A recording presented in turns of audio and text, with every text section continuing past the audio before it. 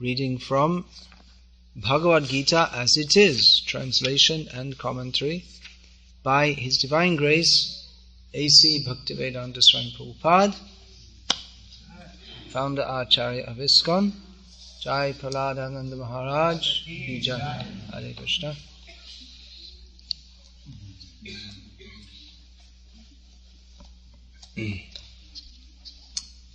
Chapter 14, text 26.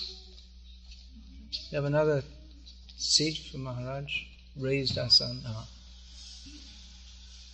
Mang chayo vyabhicharena bhakti yogena sevate sagunan samatityaitan brahma bhuyaya kalpate. What should we do here? I mean, Maharaj is senior to me in every respect. Maybe I'll speak something and then you speak something like that. So, Srila Prabhupada's translation and purport.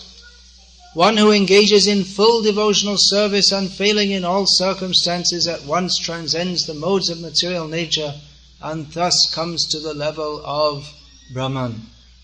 Purport. This verse is a reply to Arjuna's third question, what is the means of attaining to the transcendental position? As explained before, the material world is acting under the spell of the modes of material nature. One should not be disturbed by the activities of the modes of nature. Instead of putting his consciousness into such activities, he may transfer his consciousness to Krishna activities. Krishna activities are known as Bhakti Yoga, always acting for Krishna. This includes not only Krishna but his different plenary expansions such as Rama and Narayana. He has innumerable expansions. One who is engaged in the service of any of the forms of Krishna or of his plenary expansions is considered to be transcendentally situated. One should also note that all the forms of Krishna are fully transcendental, blissful, full of knowledge and eternal. Such personalities of Godhead are omnipotent and omniscient, and they possess all transcendental qualities. So if one engages himself in the service of Krishna or his plenary expansions with unfailing determination, all these modes of material nature are very difficult to overcome. Although these modes of material nature are very difficult to overcome, one can overcome them easily. This has already been explained in the 7th chapter. One who surrenders unto Krishna at once surmounts the influence of the modes of material nature. To be in Krishna consciousness or in devotional service means to acquire equality with Krishna. The Lord says that His nature is eternal, blissful and full of knowledge, and the living entities are part and parcel of the Supreme, as gold particles are part of a gold mine. Thus, the living entity in his spiritual position is as good as gold, as good as Krishna in quality. The difference of individuality continues, otherwise there would be no question of Bhakti Yoga. Bhakti Yoga means that the Lord is there, the devotee is there, and the activity of exchange of love between the Lord and the devotee is there. Therefore, the individuality of two persons is present in the Supreme Personality of Godhead and the individual person. Otherwise, there would be no meaning to Bhakti Yoga. If one is not situated in the same transcendental position with the Lord, one cannot serve the Supreme Lord. To be a personal assistant to a king, one must acquire the qualifications. Thus, the qualification is to become Brahman, or freed from all material contamination. It is said in the Vedic literature, Brahmaiva san brahmapyeti. One can attain the Supreme Brahman by becoming Brahman. This means that one must qualitatively become one with Brahman. By attainment of Brahman, one does not lose his eternal Brahman identity as an individual soul. Brahmaiva. I chose to speak on this verse today.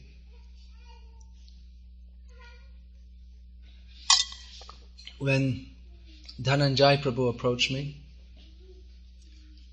this afternoon with a question which was a bit long and complicated. Maybe you'd like to you want to repeat that, what the question was? If you stand up and say it a little loudly, then everyone can hear. And I can remember also. No. If you come here, and then you can... Alright, whatever. There was one devotee was asking me question, I think it was better. There was one devotee was asking the question whether how do we transcend the three modes of material? And when we chant the holy name, it's not that always we can chant the holy name constantly 24 hours a day in our neophyte state. So I was just asking. Alright, that's a summary of the question. That makes it a lot simpler. Now, we are enjoined to chant the holy names of Krishna. Hare Nama, Hare Nama, Hare Nama Eva Kevalam, Kalo Nasteva, Nasteva, Nasteva, Nasteva Gatiranyata. In this age of Kali, there is no other way to attain the supreme destination but to chant the holy names of Hari, chant the holy names of Hari, chant the holy names of Hari. So, this is the process. Chant Hare Krishna, become free from the influence of modes of material nature, and go to Krishna.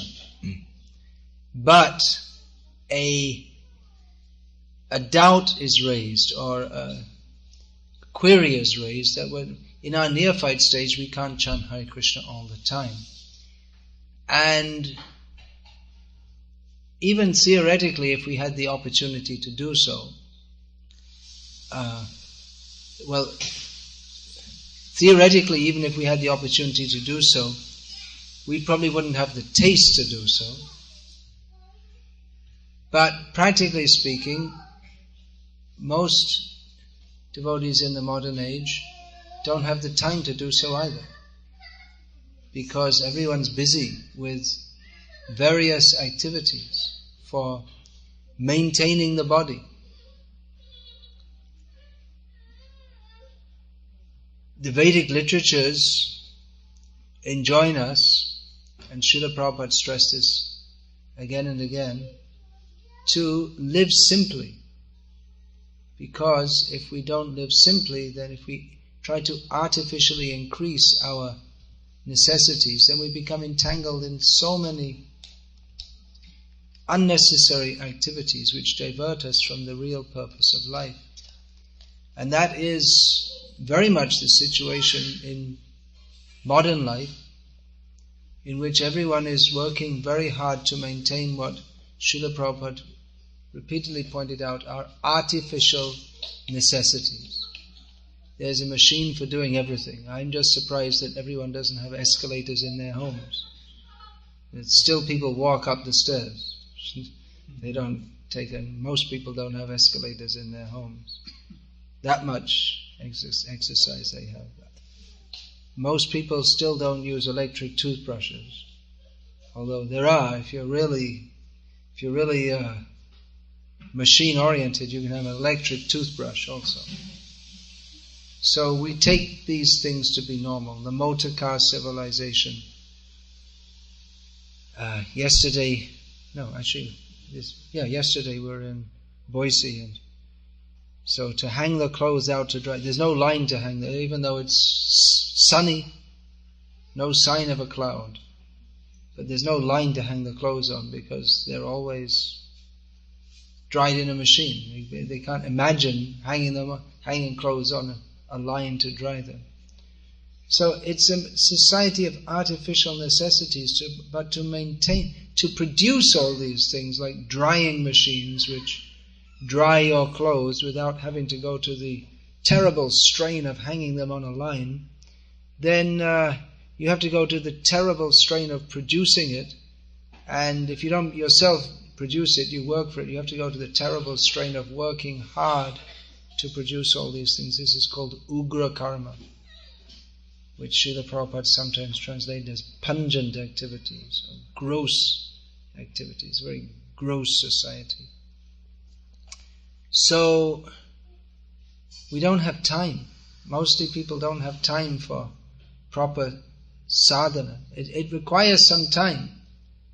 To be Krishna conscious, it's not just It's not just a matter of saying Hare Krishna once and then it's all over. Of course, the Chaitanya Charitamrita states that Ek Krishna Nam Kare Sarva Papa Koi, but just by chanting Hare Krishna even once all our sins are removed. But then there's also Bahu Janma Kare Jadi Shravan Kirtan Tabu Tanapai Krishna Pade Prem Dhan. That we might, on the other hand, we might chant Hare Krishna for many lives and not attain love of Krishna, which is the ultimate goal of this chanting if we chant offensively. So, for almost all persons, it's recommended, and Rupa Goswami has given the process of sadhana bhakti, that we should follow a process of gradual purification, in which there are many activities. Of course, Hare Nama Eva Kevalam, chanting Hare Krishna is the basic activity, but there are many activities to perform which bring our mind toward Krishna. We're under the modes of material nature. Here it's mentioned in this verse, Bhakti Yogena Sevate, by serving Krishna in Bhakti Yoga. Purification is there. We are under the modes of material nature, which drag our consciousness down. But by agreeing or submitting ourselves to follow the process of Bhakti Yoga, then automatically we come in contact with Krishna.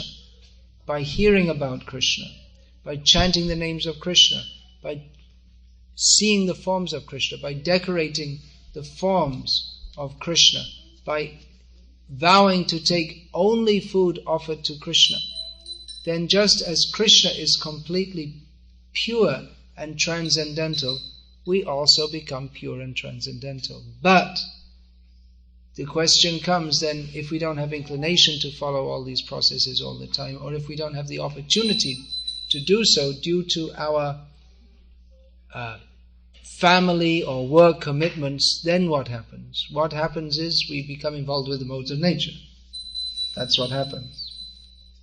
That's why Srila Prabhupada was recommending a lifestyle that for our devotees, if they can live in our own communities, on the land, grow our own food, live simply, that will be much easier to be Krishna conscious. Because, first of all, there's no diversion toward acquiring and maintaining artificial necessities.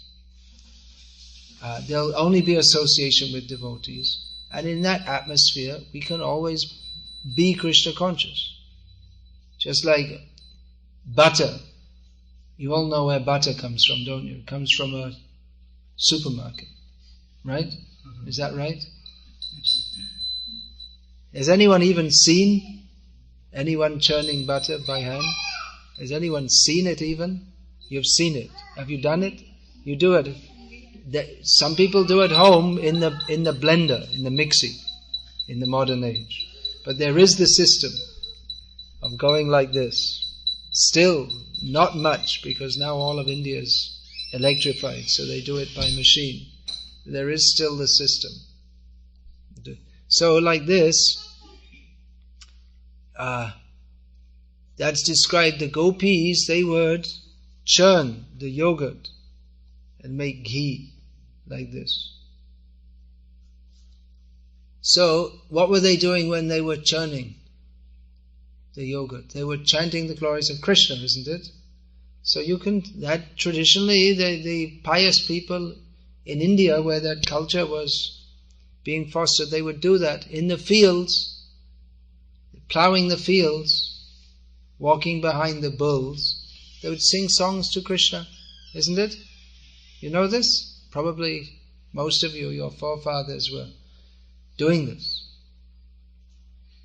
Or the boatmen in Bengal, there are so many big rivers. All over India, especially in Bengal. So crossing the river by boat or making a long journey even by boat is very common. So the boatmen would sing to Krishna. That was the culture. So if we have our own communities, we can do that. It's not very easy in the modern age to be Krishna conscious because the culture goes against it. You can put on your computer, on the wallpaper, you can put picture of Vrindavan, You can put on your desk a picture of Krishna. But it goes against modern work ethics to be very religious at work. It's religion in modern society, religion is considered a private affair. In America, which has from the very beginning of modern America, that means from the time of the founding fathers of the nation, the ethic has been one of religious freedom. But religion, there's also separation of church and state, and the feeling that religion is a private affair. Although in Vedic culture it is the king rules over and everyone has to follow dharma. That is his duty to make sure everyone follows. So it's a public affair. Everyone is supposed to follow the principles of dharma. So in the modern age it is very difficult in many ways, in so many ways, to be Krishna conscious. The whole culture is against it. Even in modern India, in the workplace, that's not encouraged. Work hard, make money, be successful, so-called. So it's very difficult in so many ways, and the sinful activities are promoted as normal. Therefore, Hare Nama, Hare Nama, Hare Nama, Eva Kevalam Kalo Nastreva, Nastreva, Nastreva Gati Aranyata. Therefore, the concession is there, because everything else is so difficult. Otherwise, if our minds were steady, as in previous ages, as in the Satya Yoga, then we could perform simply meditation on Vishnu and eat some leaves every few days and be satisfied. But we're neither physically nor mentally suitable for that. It's a very difficult age. Therefore the concession is there. But we have to take advantage of it and perform bhakti yoga to the best of our ability. Despite the conditions of modern life. That is the test. It's easy to chant Hare Krishna, but we have to take it very seriously. Now, there may be so many different social obligations, family obligations, work obligations, but it's a matter of understanding that our main obligation, or the actually only really important one, or obligation here we can say dharma, is to serve Krishna, and everything else is temporary. So as long as we're in conditioned existence, we have various activities that we have to perform. Just like if we don't brush our teeth, then they'll become rotten very soon. If we don't eat or sleep or answer the calls of nature, there are certain things that we are obliged to do by the situation that we're in material existence. But by regularly hearing about Krishna and studying the Vedic literature which describes about Krishna, then we can keep everything in focus. Keep focused on what the real goal of our life should be. Understanding smaran nityam anityatvam, understanding everything here is temporary. So our real duty is to be Krishna conscious. And reading these purports of Srila Prabhupada, just like in this purport, it's Srila Prabhupada's purports, they're not only describing the philosophy of Krishna consciousness. It's not just a philosophical exposition of Krishna consciousness, but it's also highly motivational, isn't it? When we read Srila Prabhupada's books, then we become encouraged by Srila Prabhupada and pushed by him into being Krishna conscious. Just like Srila Prabhupada writes here, one should not be disturbed by the activities of the modes of nature. So that's pushing it. Yes, now I'm disturbed by the modes of nature. I read Srila Prabhupada's book. He says one should not be disturbed. So we get clear direction, and also we get encouragement that it is possible. If Prabhupada is telling one should not be disturbed, then we should, getting this instruction not to be disturbed, we also get strength that even though I am disturbed by the modes of nature, actually I shouldn't be. There's no intrinsic reason to be disturbed by the modes of nature. If I understand that I have no actual connection with this material world, then why should I be disturbed? Then if one is clearly understanding this, which clear understanding comes from following the process of bhakti yoga, by chanting, by reading these books, by hearing regularly from devotees, then again and again we get strength and encouragement and conviction. It can be compared to driving a car. You have to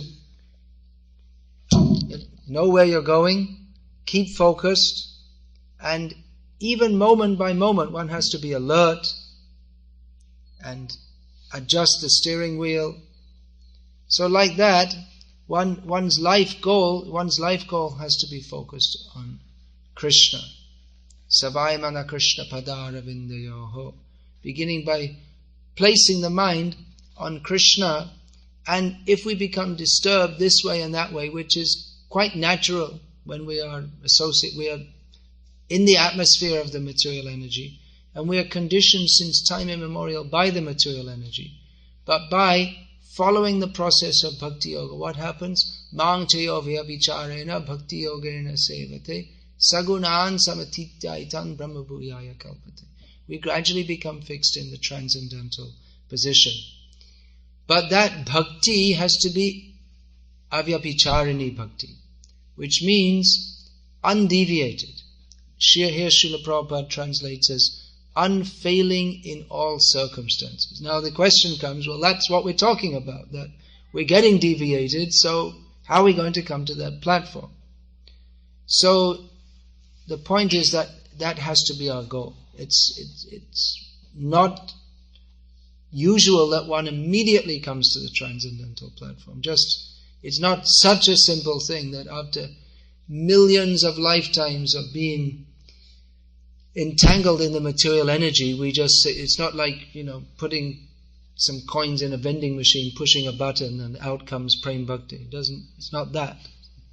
When we say Krishna consciousness is easy, it's not that easy. There's some test also, that if we are sincere. But that has to be our aim, and therefore the process of Bhakti Yoga is given by Rupa Goswami on the order of Chaitanya Mahaprabhu, delivered by Srila Prabhupada in his Nectar of Devotion. And if we follow that, then there will be gradual progress. And that we have to have faith in. It requires some faith that even though this material energy is very strong and I am very weak, if I take shelter of Krishna, then surely He will help me. Srila Prabhupada often used to quote an example given by Tulsidas of the raging river. Sometimes it seems that Maya is like a raging river. Sometimes we feel we're being carried away helplessly, doesn't it? The thoughts are running away. So Tulsidas gives the example that even the huge, powerful elephants, they can be carried away by the raging storm, the raging river.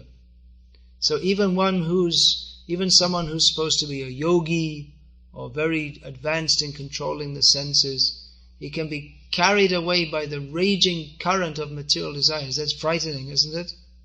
That Lord Krishna states in Bhagavad Gita also, that even one of the senses on which the mind dwells can carry away the intelligence, just like a boat is carried away by the water. But the example is there that the little fish in the raging current that can carry away the big elephants, the little fish is not only not carried away by the current, but swims against it. Now, how is that possible? Because the fish has taken shelter of the water.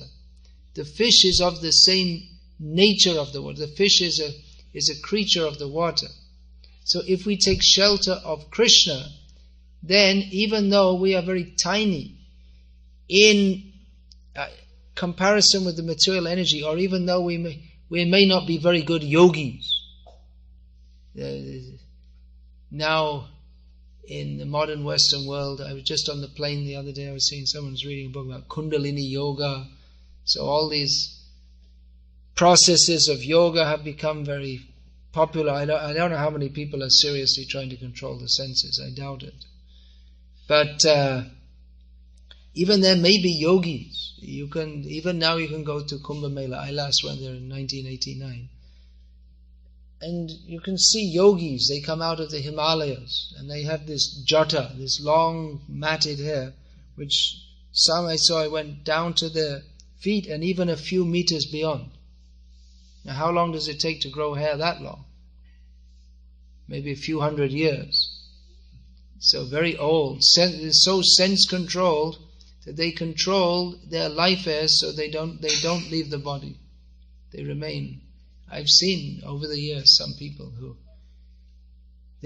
from their eyes you can understand they're very old, but their body looks young. But by yoga they can control.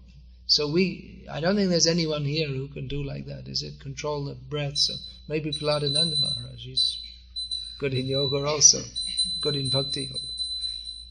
So they're very sense controlled, but they're within the modes of material nature. But one who takes to Krishna consciousness, although busy in various activities, because his consciousness is focused on Krishna, who is the Supreme Brahman, who is beyond the modes of material nature, who is always, there's no question of Krishna being within the modes of material nature. So by hearing about Krishna, thinking about Krishna, making our life's plans to serve Krishna, we come to that platform. Etadishanam ishasya prakriti stopi tadgunai. Na yujyate sadatmasthair yata buddhistadashaya. The very nature of Krishna, why is he known as God? Because he is, even though he's within the material nature, he is not affected by it. And those who are devotees of Krishna, those who are sheltered by Krishna, they also partake in the same nature by the mercy of Krishna. So it's a matter of faith that if we can cross over the modes of material nature, we can do so not by our own strength, but by the mercy of Krishna. We have to have faith in this process of Krishna consciousness. Therefore, Rupa Goswami, in another important book of his, Upadeshamrita, Nectar of Instruction, these three key instructions. Nowadays there are many books on personality development and management techniques and all these kind of things. But Rupa Goswami has given three key qualities for pursuing bhakti yoga, and actually in any pursuit. Utsahan nisyadharya. That if we are in any activity, first of all we have to be enthusiastic. So in bhakti we have to be enthusiastic. If we're not enthusiastic, then how is there going to be any progress? There has to be enthusiasm. That enthusiasm comes from the faith that Krishna consciousness is superlatively worth attaining. It's worth the effort. People are going to work, the students are studying in the college, people are trying to climb mountains. Why? Because they're convinced that it's worth doing. It's worthwhile me doing so. People go to work, they don't actually want to go to work, but they do so because they're convinced that by doing so, I will be benefited. So that conviction has to be there, that by following the process of Krishna consciousness, that will be beneficial. From that comes enthusiasm. But determination, because the enthusiasm may go up and down and in and out, but one has to have fixed determination that now I took this up, I'm going to stick to it. And patience, that even if the result doesn't come immediately, that surely Krishna, who is very kind, he will not be ungrateful for my efforts. Even though I'm very tiny and not very capable to serve Krishna, I make so many mistakes. But Krishna is so kind, surely he will not be ungrateful. He will be happy with my endeavors and he will accept that. So that enthusiasm, determination and patience is required. And faith that yes, we should go on with the process of bhakti. It's not immediately that we can expect to come to the topmost level. But anyway, we have no other duty or obligation than to serve Krishna. Even it may appear I'm not making much progress, but still, what else should I do? Should I just forget it all and go to McDonald's and go watch some movie, or forget all about it and just become a typical materialist? What is the value there? One should have the faith that by serving Krishna, Krishna will surely help us. And go on like that. And if we do like that, then surely Krishna will reciprocate. Now, Prahladananda Maharaj is here. He's been practicing Bhakti Yoga under Srila Prabhupada's direction for 36 years, is it? 38. So he's personally been practicing and is advising many who are practicing. And we all know that on the path of bhakti there are many ups and downs. It may seem like that. But if we remain fixed, then the difficulty or the difficulties that we have to go through, then by remaining fixed in our determination to serve Krishna in the difficult time, that is actually how we win Krishna's mercy. More and more. When it seems that it's very difficult to retain our faith in Krishna during those difficulties, that is the test. That if we apply ourselves more to Krishna consciousness, then Krishna will reciprocate and we'll get more of His mercy. So we're saying ups and downs, but it's just like on a graph, it may go like this. There are ups and downs, right? But the general direction is up.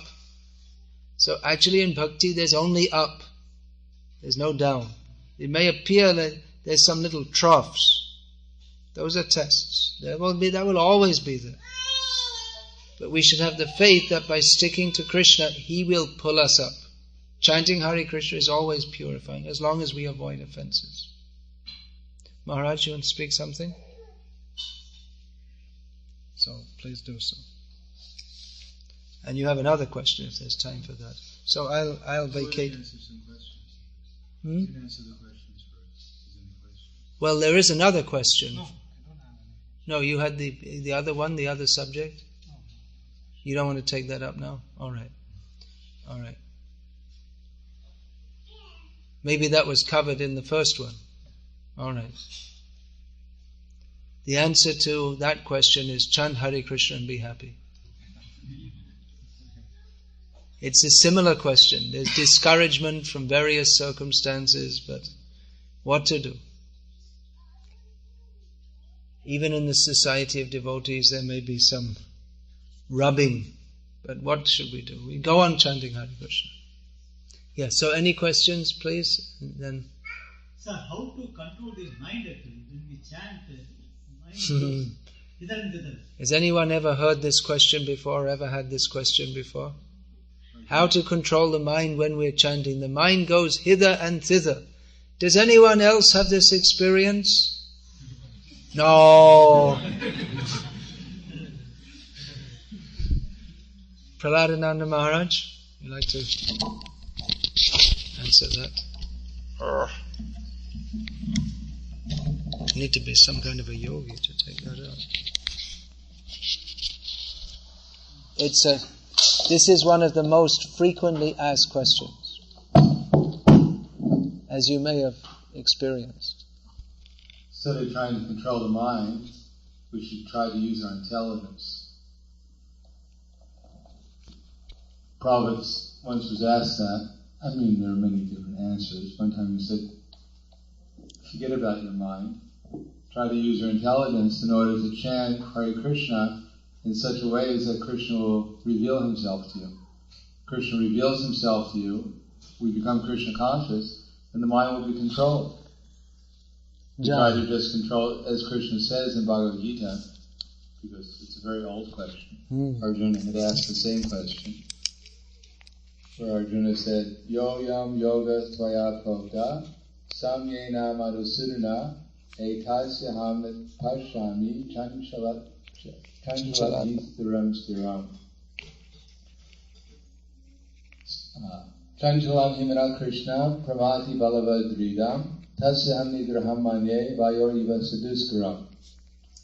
That, my dear Krishna, the system of yoga that you've described seems very difficult because the mind is restless and very strong.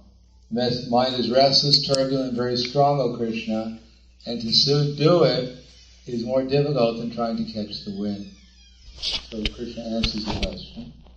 Shri Bhagavan Vacha asam sham ahavaho manodur nurgraham chalam abhyasena tukunteya vairagena chakriyate. Krishna agreed, yes, the mind is very difficult to control, Arjuna, but it's possible by suitable practice and by detachment. So the suitable practice means we chant Hare Krishna, calling out to Krishna to engage us in His loving service. We use our intelligence how to chant with attention and love, and by doing so, when Krishna reveals Himself to us, then we'll think about Krishna, His name, His form, His quality, His pastimes, and if we feel His presence, if the mind is filled up with His presence, then there'll be nothing else to think of but Krishna. The mind will be controlled by Krishna. That's been explained at the end of the 3rd chapter of Bhagavad Gita, where Arjuna was saying, he had asked the question, same exact question in a different way. Arjuna Vacha, Stita Pragyasya Kava, that's the 2nd chapter. He said that Atakeno Priyuktayam Papam Chariti Purusha Anicham Napi Varshnaya Baladi Vanyojita. My dear Krishna, that my duty I can't perform it. What's the reason? Why is it so difficult? Our duty in this age is to chant Hare Krishna without offense. Why is it so difficult? So Krishna says, Kama Esha, Kroda Esha, Raja Guna Samudbhava, Mahashino Mahapama, Vidinam Ihavarina. Yes, it is due to lust, and which later turns on into wrath, which is the all-devouring sinful enemy of this world. Then Krishna explains how lust covers us, has the 2 potencies, namely Avaratmika Shakti, covers our consciousness so we don't see things properly, and Pragatmika Shakti, it impels us to do things because it burns like fire. And lust is in the intelligence, it's in the mind, it's in the senses, it's in our consciousness. So what is the solution? He says, Tasmatvam Indriyanya no do niyamya varatar shiva patmanam parihiyenam jnana vijnana nashana. That we have to regulate the senses. And how do we regulate them? Because the senses are superior to dull matter, mind is higher than the senses, intelligence is higher than the mind, and he, the soul, is even higher than intelligence. Evam buddhe puram buddha samstam yatmana atmana jahi shakrum mahavaho kamarupam tarashida. We should know that we're superior to all these different things. We're not the mind, we're not even the material intelligence, we're not the senses, we have nothing to do with these things. We should take shelter of Krishna, in Krishna consciousness. And if we achieve Krishna shelter, that superior happiness, the transcendental ecstasy, by remembering Krishna's transcendental form, quality, and pastimes, will not only control our mind, intelligence, our senses, but will captivate us and cause us to surrender to Krishna too. What to speak of the little puny mind, material energy. The whole world considers Krishna is so great that even it can capture us, the soul. So we should chant Hare Krishna. We shouldn't worry so much about the mind, our process. One time I was sitting there, it was in 1969, probably come to Buffalo. And before I joined the Hare Krishna movement, I was doing yoga 8 hours a day, including going to college. but I had a job at an art school doing yoga poses. They were paying me to stand in different poses for sometimes a half an hour to an hour at a time. So I was practicing what I thought was mystic yoga. So I had the good fortune of having Prabhupada's association one time, because Prabhupada came to Buffalo for over a week, and I'd go and listen before I went to college in the morning. Prabhupada just would talk to us for sometimes 3 or 4 hours. So one time I was getting a little bored. I was sitting there with Prabhupada, and I thought, well, let me try and see Prabhupada's effulgence. So I started to look at Prabhupada's effulgence. And then Prabhupada turned to me and said, our process is not mystic yoga, it's bhakti. I said, oh, okay. So our process is not trying to control the mind, simply control the mind. Our process is to fall in love with Krishna, to become Krishna conscious. And Krishna will control our mind, our senses, it will control everything. And it will control us by the happiness that we get from Krishna's association. So, yena tena karina, manat Krishna niveshaya, saravidini sevyas, your kinkara. Somehow or another, fix the mind upon Krishna, and everything else will follow.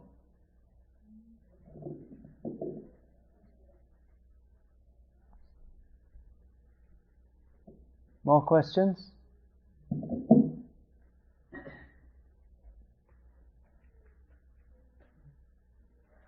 How to have firm determination when we do the process of bhakti.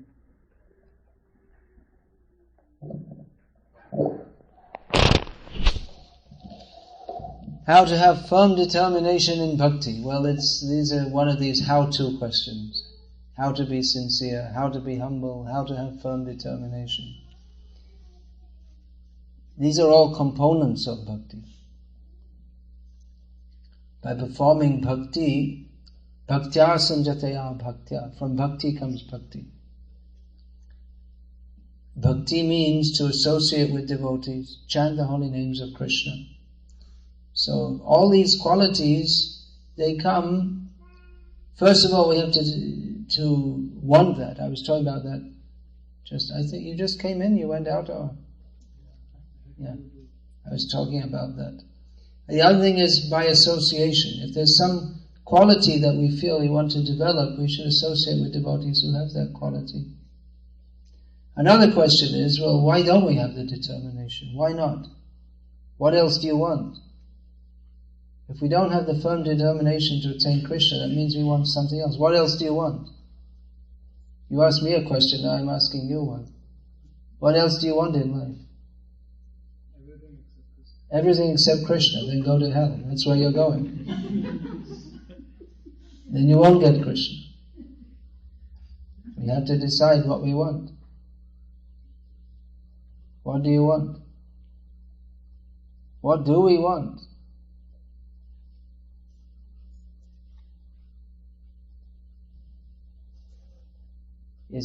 What other desires are there? You want to be a big manager, famous. What are you doing? Which line are you in? IT. So you'd like to become more prominent than Bill Gates?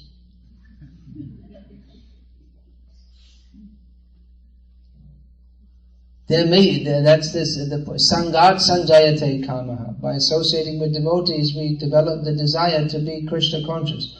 By associating with non-devotees, the contamination of their desires may rub off on us. Then our determination becomes weak. So we may think, just last night I was saying in a lecture, well, some devotees saying, well, let me become rich and famous, and then others will, then when I preach, people will take it seriously. Just like it's quite often people think, let me become a great rock star. And then, not among Indians so much, maybe in the next generation, but among Western devotees it's not unheard of that they think, let me become a great rock star, and then when I preach, people will listen to what I have to say. Someone says, well, that's what I was thinking. So, but our aim should be to serve Krishna and please Krishna. And everything else is a diversion. It may be if you have some so-called good position, people will respect that. Someone was telling me that he's just been promoted in his position, and he's in charge of all these, again it's the IT line, so he's in charge of all these young men and women coming in, and he preaches to them and they take it very seriously because of his position. They think, well, he's successful, so materially, so he's worth listening to. So we may think, well, let me become successful materially and then people will listen to me, which is possibly true. But it's very dangerous because then our desires become mixed up. We may think that I'm trying to advance my career so that it'll be better for preaching, but it becomes mixed up with desires for name, fame, honor.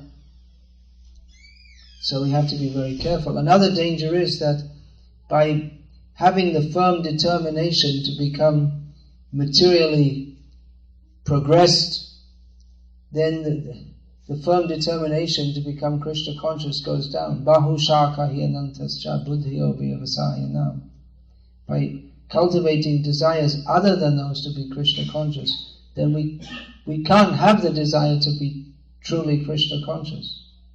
So it's very careful. It's very dangerous to cultivate other desires. If a desire for some material so-called progress is cultivated purely as an adjunct to that of bhakti, that can be called bhakti yoga, pure bhakti yoga. But otherwise, it's going to be mixed devotional service at best. If not it may be just cultivating mature desires. And then the question comes, why am I not fully determined in Krishna consciousness? Because I'm cultivating other desires. That we can't have both. We have to choose. If we want Krishna, then we have to stop thinking about becoming Indra, Brahma, Bill Gates, George Bush, or something like this. We have to cultivate the desire to become Dasa, Krishna Das, Anudas, Anudas, Anudas. Yeah, please. While enjoying Krishna, is it possible to enjoy what's around us or reject it? Yeah, Maharaj? The question is, well, we can have the lady herself speak it again and then pass the mic over to Maharaj. We have to go down that way.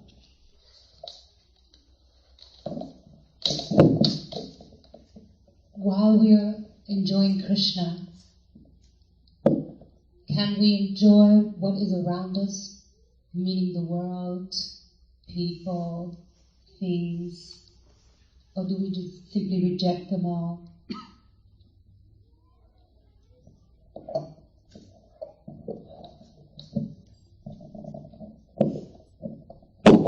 When we actually learn how to enjoy by pleasing Krishna, then we'll actually know how to enjoy. Until we learn how to enjoy properly, we won't enjoy here, we'll simply suffer. When we learn how to enjoy, everything becomes enjoyable. Because we become a servant of everyone, everything. Now we're trying to become the master. Therefore, whatever we're covered over by a maya.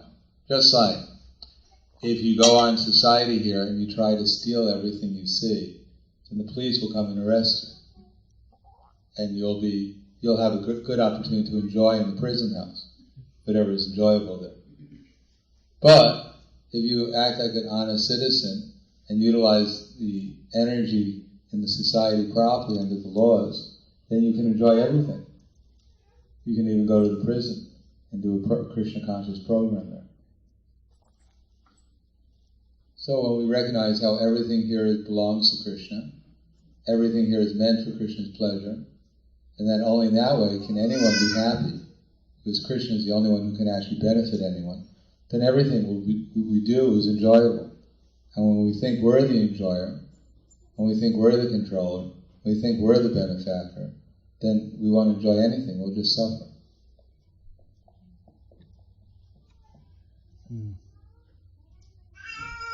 Short and to the point. Any other questions, please? Yeah, please pass the mic over. And I guess it will be my turn to speak after that. Yeah, give the mic. If you bring it around, it should go.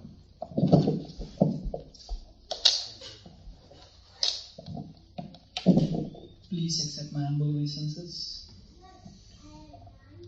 The question that I have is somewhat similar to what other people have been asking. So maybe I'll try to rephrase it in a different way. The Bhakti Lata beach that we have, seed of devotion, how can we strengthen it in a way that we, instead of falling down, keep progressing and climbing that ladder up?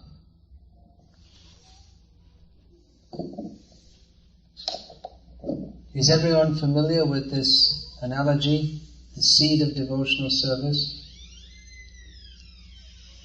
Yes, no, no. All right. Yes. All right, well, we have some no's here. Lord Chaitanya Mahaprabhu has compared the development of bhakti to a creeper. A creeper grows up by going around a tree or up a trellis. It needs something to get a hold of, which is already up, so that it can go up. So the development of devotional service is like a creeper, and the seed of that creeper is planted in the heart, this analogy is given, by Guru and Krishna. Then, taking instruction from Guru and Krishna, one has to water the seed so that the creeper sprouts and develops. That water is hearing and chanting about Krishna. So if one goes on hearing and chanting about Krishna under the guidance of Guru and Krishna, Guru Sadhu Shastra, then the creeper will grow. If we follow the process of bhakti, then again, bhaktya sanjataya bhaktya. From bhakti comes bhakti. However, as Lord Chaitanya Mahaprabhu warns, you can read all about this in teachings of Lord Chaitanya or in Chaitanya Charitamrita.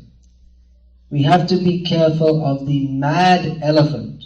It's described that one may be cultivating a garden very nicely, but if a mad elephant, and this still is going on in India, Thailand and other countries, there are elephants that wander around the forests and they'll come in and destroy the fields, and wild pigs also, that's more common.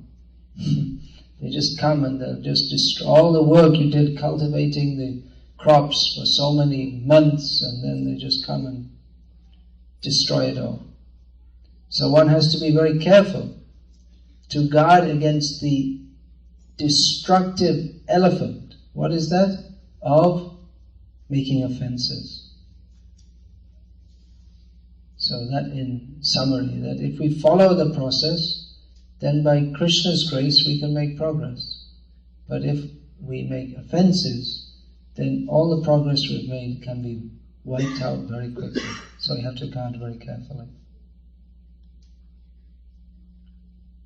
Anything else? Offenses. What do you consider offenses?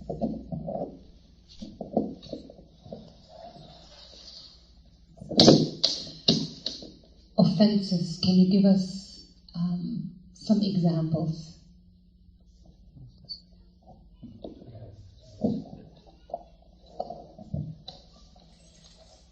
The main offense is not to understand how everyone is a servant of Krishna and act accordingly.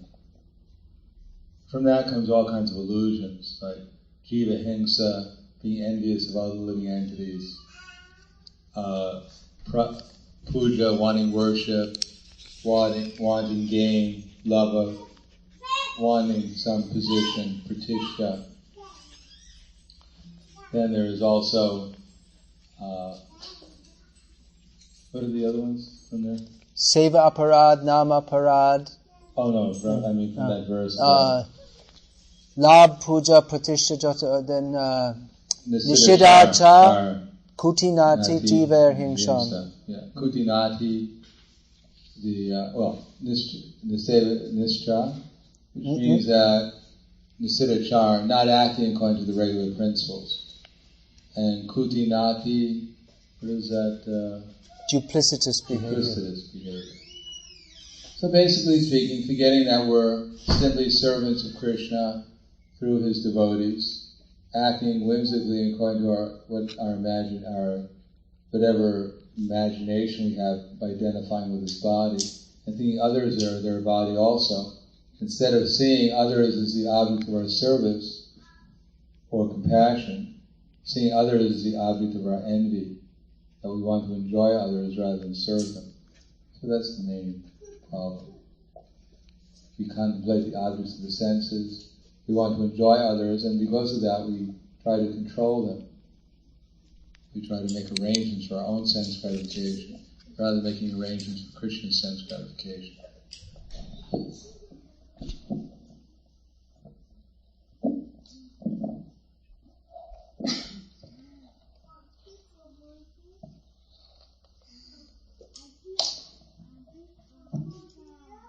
Any other questions?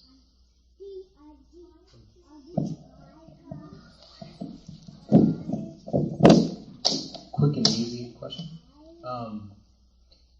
Devotees sometimes have preached about a golden age that supposedly is going to happen. And I know you studied Srila Prabhupada's books pretty extensively. Is that mentioned actually anywhere? Yeah. Or in any lectures or classes or anywhere?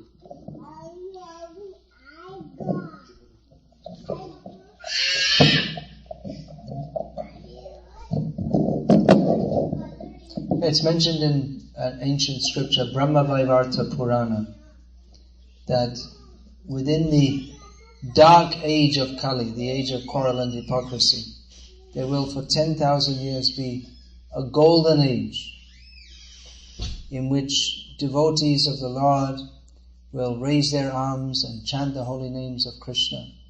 And during this time, it will be very conducive for spiritual life. So that's already started.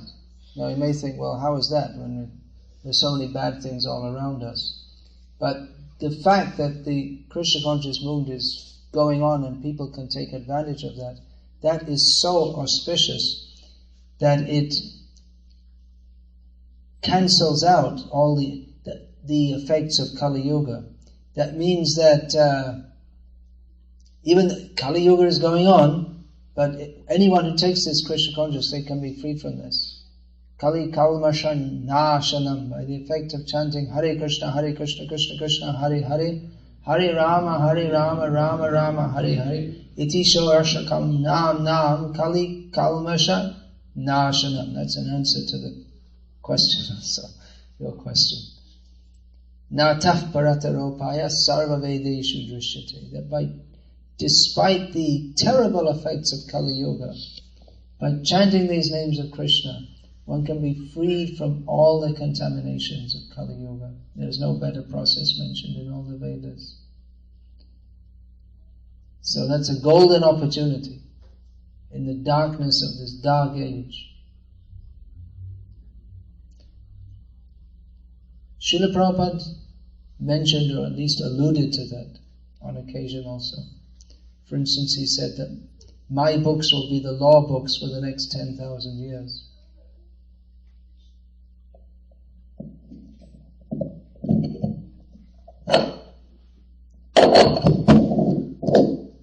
Hare Krishna. Any other questions? If not, we could chant Hare Krishna. If there are any other questions, we can take them. Anyone? Yeah, all right.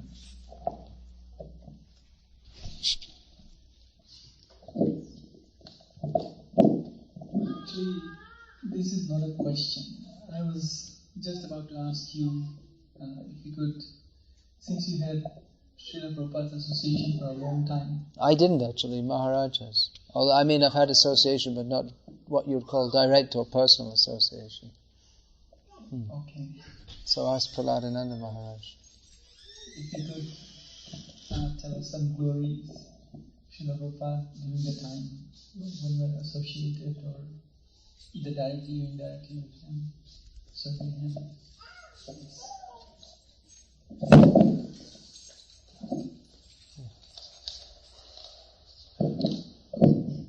I come on Sunday. Actually, amazingly enough, no one practically ever asked that of Srila Prabhupada. No one asked Prabhupada, can you tell us something about your Guru Maharaj? Sometimes they did, and Prabhupada's answers were usually quite short. One time, Trivikram Maharaj asked Srila Prabhupada that, can you tell me something, this was in 1969 in London, can you tell us something about your Guru Maharaj? And Prabhupada said he was a Vaikuntha man. Because if you want to find out, of course it's always nice to hear the stories from the devotees. But sometimes it's almost like we're taking that Prabhupada is, pastimes. That everything is pastimes. That in order to understand Prabhupada, we have to hear his pastimes, the extraordinary things that he did. But actually, first thing we should do is Prabhupada emphasized more than anything else, we should hear the philosophy. I mean, I was sometimes with Prabhupada for several hours, many hours sometimes, hearing him speak to people. And he just spoke what was in his books. He didn't try to do something extraordinary. Of course, he was extraordinary, but why was he extraordinary? Because he was actually thinking about Krishna. He was actually bringing the spiritual world wherever he was. So if you really want to find out about Prabhupada, it's not a joke. You read his books like Krishna books. That's what's really about Prabhupada. Krishna book, Srimad Bhagavatam, Bhagavad Gita. That was Prabhupada. And he said that, right? If you want to know me, yeah, that's actually read my books. Yeah. And of course, there's extraordinary things, but then we take it that, this is very nice. That this is, Prabhupada was so extraordinary. It's something different from what I'm supposed to be. He was extraordinary, and I can go on doing what I'm doing. But actually, all of us were supposed to become absorbed in Krishna consciousness. We're all supposed to bring Krishna to this world. We're all supposed to get the benefit and give to others of Krishna consciousness and become like Prabhupada, absorbed in Krishna consciousness. Then Krishna will arrange so many things. Because actually, not only Prabhupada, in one sense, it was an instrument for Krishna, but anyone who's performing devotional service is actually being used under the Dairi Prakriti in proportion to their absorption in Krishna consciousness. So everyone's activities is extraordinary. And of course, Prabhupada was super extraordinary because he was completely absorbed in Krishna consciousness. But if we think Prabhupada was so extraordinary and everyone else is ordinary, we'll make a great mistake. And Prabhupada, he saw everyone as extraordinary, especially his followers who were engaged, because he actually saw how they were eternal servants of Krishna, and he appreciated how they were engaged in Krishna's service. And from there, everything extraordinary came. So we should also try and see that. How Prabhupada was seeing how others were also eternal servants of Krishna, and appreciating their service to Krishna. So we take those lessons from Prabhupada, not just he did this and he did that, he did this wonderful thing, that wonderful thing, and that everyone else, everyone. But when someone approached Prabhupada with the proper attitude and mood, then Prabhupada reciprocated so much. He appreciated so much their service. So we have to learn that.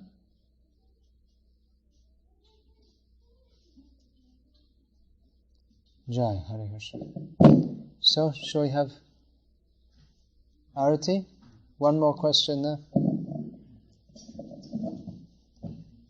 Yeah, please speak it and then I'll repeat it in the mic. Maharaj, I wanted to ask that, what do you consider as the greatest obstacle for householders in advancing in Krishna consciousness? What do I consider the greatest obstacle for householders advancing Krishna consciousness? Well, the greatest obstacle for everyone is attachment to things not related to Krishna. that it would appear that in householder life there's more opportunity for that, because householder life means absorption or constant contact with those objects which render the whole world in Maya. So a householder is enjoined to regularly associate with persons in Krishna consciousness and hear how we are all servants of Krishna, and have it be in different consciousness to that of mundane householders. Manasa deha geho jo kichu mo apinu tua pade nanda Krishna.